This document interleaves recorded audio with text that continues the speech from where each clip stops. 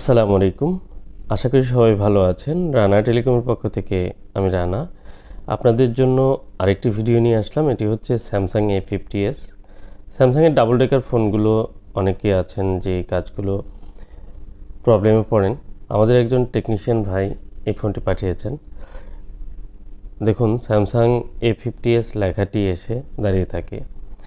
তো Samsung Galaxy A50s, A51, M21, M31 এ ধরনের অনেক মডেল আছে, বেশ অনেকগুলো মডেল যেগুলো এই প্রসেসর ইস্যু হয়। আপনারা যারা কাজ করেন তারা তো অবশ্যই জানেন। আর স্যামসাং ডাবল ডেকারের যে প্রসেসরের কাজগুলো এগুলো কিন্তু একটু আলাদা হয়ে থাকে অন্যান্য প্রসেসরের কাজের চেয়ে, সিঙ্গেল আইসির চেয়ে। এগুলো যেহেতু ডাবল ডেকারের আইসি, আপনারা জানেন যে এটি র্যাম এবং সিপিইউ কম্বাইন করে একত্রিত করে লাগানো থাকে। তো এই আইসিগুলোর ক্ষেত্রে আমাদেরকে খুব সূক্ষ্মভাবে কাজগুলো করতে হয়, কারণ দুটি চিপই খুবই পাতলা থাকে। কাজ করার সময় অনেক সময় খারাপ হওয়ার চান্স থাকে, যে কারণে অত্যন্ত যত্ন সহকারে এই কাজগুলো করতে হয়। এবং এই কাজগুলো করার সময় অনেক সময় দেখা যায় যে পিসিবি বোর্ড থেকে বা মাদারবোর্ড থেকে যে লেয়ার অনেক সময় উঠে যায় এবং অনেকগুলো এনসি কানেকশন কিন্তু উঠে যায়। তো স্যামসাংয়ের ক্ষেত্রে এই প্রবলেমগুলো একদম কমন, যে আইসি রিমুভ করার পরে নিচ থেকে অনেক সময় একটু রং উঠে যাবে। তো যে কারণে ইউভি গ্লু ব্যবহার করতে হয়। আর আইসিগুলো রিমুভ করার সময় আমাদের সতর্ক থাকতে হবে এনসি লাইনের সাথে যেন কোনো কানেক্টিভিটির যে লাইনগুলো রয়েছে, যেগুলোতে প্রয়োজনীয় লাইন, সেগুলো যেন উঠে না যায়।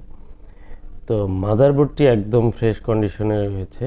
আর যে টেকনিশিয়ান ভাই পাঠিয়েছেন উনি আমাকে জানিয়েছেন যে এটিতে সফটওয়্যারে কাজ করা হয়েছে। সফটওয়্যারে একাধিকবার উনি ফ্লাশ করেছেন এবং ফ্লাশ কিছু সময় যাওয়ার পর আটকে থাকার পর সেটি সফটওয়্যার করাপ্টেড হয়ে যায়। এক পর্যায়ে আবার সফটওয়্যারটি কমপ্লিট করে উনি তারপর আমার কাছে পাঠিয়েছেন। কারণ সফটওয়্যার যদি ইনকমপ্লিট থাকে তাহলে কিন্তু আপনার হার্ডওয়্যারে কাজ করে কোনো লাভ হবে না। হার্ডওয়্যার কমপ্লিট হলেও পুরোপুরি ফোনটি রান হবে না। সে কারণে সফটওয়্যার অবশ্যই আপনার কমপ্লিট থাকতে হবে। এখন সরাসরি আমি র্যামটি রিমুভ করে নেব। দেখুন, তো এই র্যামটি রিমুভ করার সময় অত্যন্ত সূক্ষ্ম এবং আপনাকে অনুভব করতে হবে যে প্রতিটি বলের কানেক্টিভিটি মেল্টিং পয়েন্টে গেছে কিনা। এটি অনেক গুরুত্বপূর্ণ। যদি আপনার মনে হয় যে না এখনও গলেনি বা বলগুলো এখনও হার্ড আছে, তাহলে প্রেসার করলে র্যাম থেকে যে বলগুলো বা লাইনগুলো সেগুলো ছুটে যাবে। এটি একটি সহজ বিষয়, আপনারা খুব সতর্কভাবে এই কাজগুলো করবেন। যারা এই প্রবলেমগুলো ফেস করেন এই মোবাইলগুলোতে, তাদের বলবো যে আপনারা অবশ্যই এক্সপার্ট হ্যান্ড স্কিল যাদের আছে তাদের কাছে দেখাবেন। না হলে এই ফোনগুলো রিপেয়ার করে ভালো চলবে না, বা রিপেয়ার হলেও অনেক ক্ষেত্রে দেখা যায় যে অনেক প্রবলেম থাকে। তো আমি আইসিটি রিমুভ করতেছি। এখানে একটি প্রসেসর রিমুভের জন্য আমাদেরকে অনেক বেশি সতর্কতা অবলম্বন করতে হয়।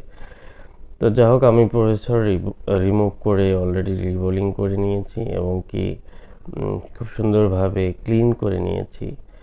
তো আইসিটি অলরেডি আমি ইনস্টল করছি পিসিবি বোর্ডে। টোটাল যে ভিডিওটি এটি অনেক লম্বা হয়ে যায়। আপনাদের ছোট করে বলে রাখি যে এই ডাবল ডেকারের সিপিইউর কাজ খুব ইজিলি করতে পারবেন। দু একটি ট্রিক্স জানা থাকলে একদম ইজিলি করতে পারবেন। তো আসলে আমি ভিডিওতে শেখানোর কিছু নেই। আমি মনে করি যে আমি নিজেই এখনও শিখছি। তো শেখানোর মতো আসলে অভিজ্ঞতাও আমার নেই। আমার ভিডিও দেখে যদি কারো কোনো উপকার হয়, ভালো লাগে, তাতেই আমি অনেক খুশি হব।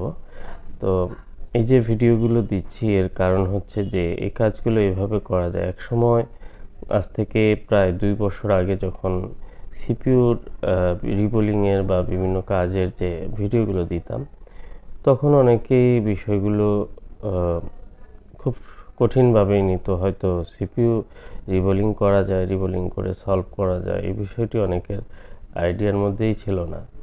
বিশেষ করে যারা একেবারে প্রাইমারি লেভেলের কাজগুলো করেন, তাদের তো সিপিইউ প্রবলেম মানে সেই ফোনটি আর জীবনেও ঠিক হবে না, এরকম একটি ধারণা ছিল।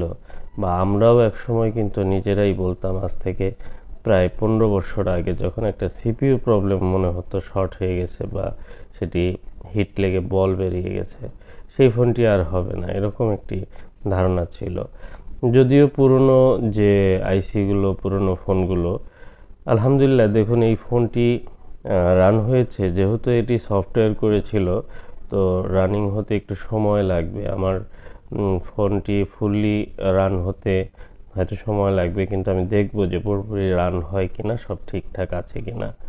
তো যে বিষয়টি বলছিলাম যে সিপিইউর কাজগুলো আপনি যখন জানবেন যে এই কাজটি করা যায় এই প্রসেসে, তখন আপনার ভিতরে একটি সাহস জন্ম নিবে। মানে আপনার জানা আছে যে এই কাজটি কেউ একজন করেছে বা এটি করা যায়, তখন আপনার কাছে মনে হবে যে সে পারলে আমি কেন পারবো না। বিষয়টি এরকমই, আসলেই সত্য। আপনি চেষ্টা করলে আপনিও পারবেন। যারা এই কাজগুলো কোনোদিনও করে নাই তারাও কিন্তু করতে পারে, এটি কোনো বিষয় না। কিন্তু ব্যাপারটা হলো যে কাজগুলো যখন আপনি করতে যাবেন, সবার হ্যান্ড স্কিল এক না, আর এক হবেও না। কিছু লোক আছে আজ থেকে 20 বছর আগে থেকে ফোনের কাজ করে, তারা এখনো পর্যন্ত ভালো একটি দক্ষতার জায়গায় পৌঁছাতে পারেনি। আর কিছু লোক আছে যারা হয়তো 1 বছর 2 বছর আগে এই লাইনে ঢুকেছে, কিন্তু তারা অনেক এগিয়ে গেছে পুরনোদের থেকে। এর কারণ হলো যে তাদের যে আগ্রহ বা তাদের আত্মবিশ্বাস এবং তাদের স্টাইল, সেটি পুরোটাই আলাদা। তো আমরা অনেক আগে থেকেই কাজ করি, অনেকে আছি যে হয়তো কিছু কিছু কাজকে ভয় করি, আবার কিছু কাজে মন ভেঙে যায়। অনেক ভাইরা আছে যে যারা স্যামসাংয়ের এই ডাবল ডেকার সিপিইউগুলো কাজ করতে পারে নাই, বা এখন তারা পারে।